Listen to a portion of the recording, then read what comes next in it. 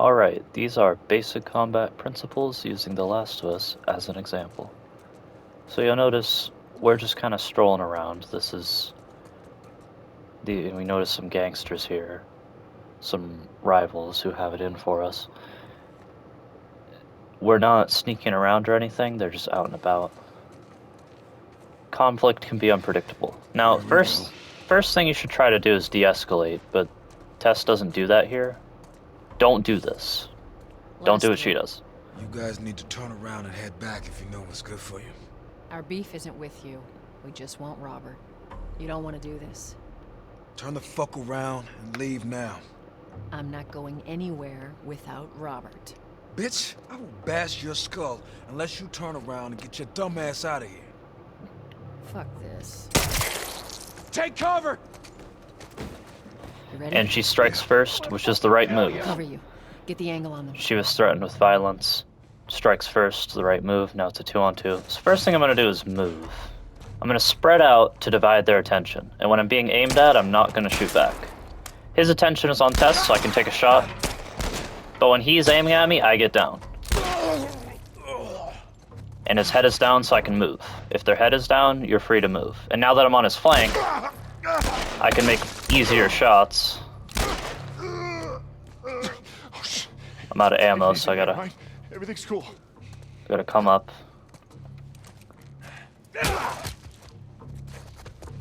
And finish the job. Now, you'll notice Nicely done, Texas. a few things that I did here. Too. How the hell did he get all these guys? If Robert's good at one thing, it's writing blank checks. Let's go put an end to that. So before we do that, you'll notice in a breakdown, she shoots first, which does not count as self-defense, but from a purely tactical perspective, that makes the most sense. They're outnumbered, that gives them the element of surprise, gets rid of this guy, now it's a 2-on-2. It's a more fair fight. They don't no longer have the numbers advantage. And they immediately get to cover, which is what you should always do. You always want to have cover in a fight. You know, it gives you space to reload, to patch yourself up if you've been shot, to coordinate. But most importantly, the main reason we use cover is being less exposed. If you peek out of cover correctly, only a bit of your upper body and your head will be visible, and that just prevents a smaller target than a whole body. And it just means they no longer have a safe place to duck down if they're taking overwhelming shots, if they're being aimed at. It's pretty valuable. So the first thing I did was quickly spread out to divide their attention by moving to this piece of cover. And the reason I did that is partly so that when Tess starts shooting, drawing their attention here, if he wants to take a shot at me, I'm further away. He has to physically move his gun to aim at me. It doesn't take very long, but it gives me just enough time to duck down when he starts to aim directly at me or start putting shots out. That is very useful. Spreading out just means they have more places that they have to keep track of. It means they can't just hold you in an area as easily. Their heads were down, I wasn't being aimed at, so I moved. Second thing I did is whenever his attention was... not really a second thing, I kind of messed up there, but I got down whenever I was being aimed at, and when his gun was off of me and on Tess, that's how you know they're safe, because even if it just takes a second, their gun is still off of you for that moment, and you have a second that telegraphs to you, get your ass down. You'll want to do it faster than Joel. Here, he's a bit sluggish, but he is a 50-year-old man. In a lot of combat footage, you'll see people kind of bob and weave instead of getting down. And Joel's a bit old for that. He's not agile enough for that, so we just stick with the get down method. We have multiple people. And then you'll also notice I kept moving to this flank, which basically means their cover, I can see their whole body. It basically stops them from having any real cover on my side. They still have cover from Tess, but not from me, while I do.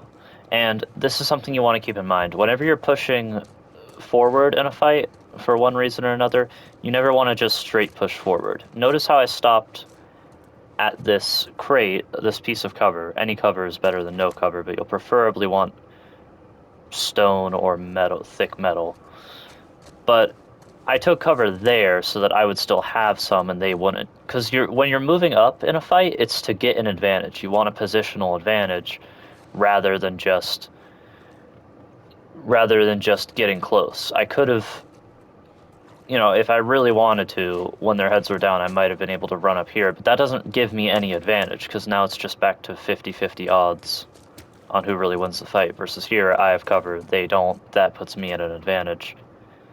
It presents me more of a target. They can't duck their heads down when taking shots. So, Now you'll notice the way this terrain is laid out, it allows me to flank, but you'll notice if these guys did the same thing, if they moved up, they wouldn't really have that kind of advantage. Sometimes terrain is just like that. If they move here, this is still great cover for Joel and Tess. And you might be thinking, what if they move here while Joel is, say, like right here? And it ties into what I just said. You never want to just mindlessly move forward, because now you're too close for comfort. Now, you might be in melee range, but if we're talking pistols like this, usually people just back up and start spraying. It just brings it back to a 50-50. If they wanted to do a flank here, then you would need some. That would be advisable if there was some sort of cover right here that allows them to have cover and us to not, for them to see. But that doesn't exist. So you might be thinking, what should we have done if we were in their shoes? Even odds. They're less experienced than Joel and Tess, and they have the disadvantage in terrain. They don't have any advantages. They have some disadvantages. And what I would have actually done is retreated if I were the two of them, because they have disadvantages. And as we later learn, across this way they actually have backup reinforcements, other members of their same gang. There's 4 other guys, and that could give them a numbers advantage, or just leaving in general. They're at a disadvantage. It's not risk-free, but they're probably going to lose the fight if they stay anyway. And they could have done that a couple ways. They could have used their guns to kind of hold us in place. You're not going to want to pop your head up if there's a gun aimed in your area, because you'll immediately get shot. Just split second. By the second they see your head, they're already aimed there. That's a bit hard with 2 places, but there's 2 of them. They could have just backed up, ran backwards while aiming. They could have done a sort of covering fire type thing, like I hold my gun here, because they're not going to use suppression. These are gangsters with maybe 1 or 2 magazines, not enough ammo, and it's just not worth it. It's not worth it. You always want to have extra ammo if you can, because people miss a lot, even experienced veterans and police. They could have done a covering fire type thing, but without shooting. This guy aims here to hold us in place. Second guy moves to this piece of cover, holds us in place. The first guy moves from there to here, holds us in place until they eventually get around here. Shit, not going through here. You'll notice this gate is locked, and we have to Boost me up. boost each other up. But even just being here would give them the advantage, because this is a bottleneck.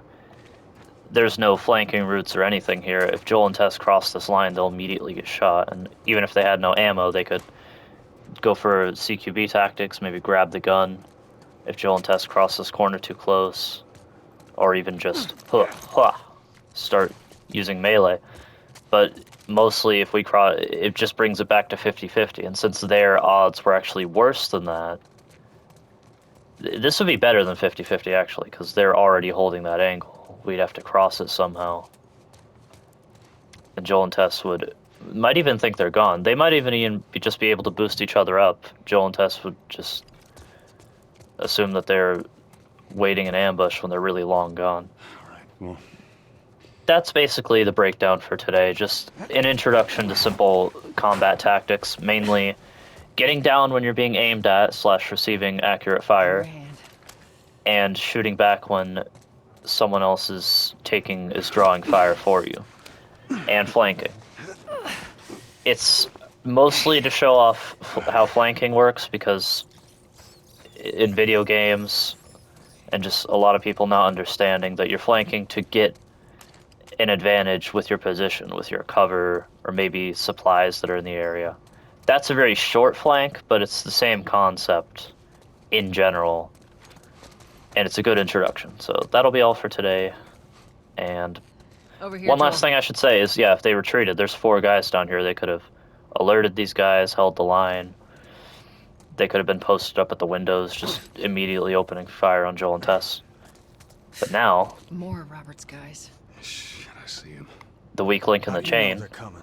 2 of our guys died trying to take Tess out. I guarantee that she and Joel are on their way here right now to get Robert. Jesus. We shouldn't have taken this job. Not our call. Nice and quiet, Texas. Let's spread out and make sure no one's creeping around in here. now because of that weak link in the chain, these guys are unaware, not ready, in a good position, and Joel and Tess can use stealth on them. Move up. But Move up. that's going to be it for today. Just remember those concepts, and yeah.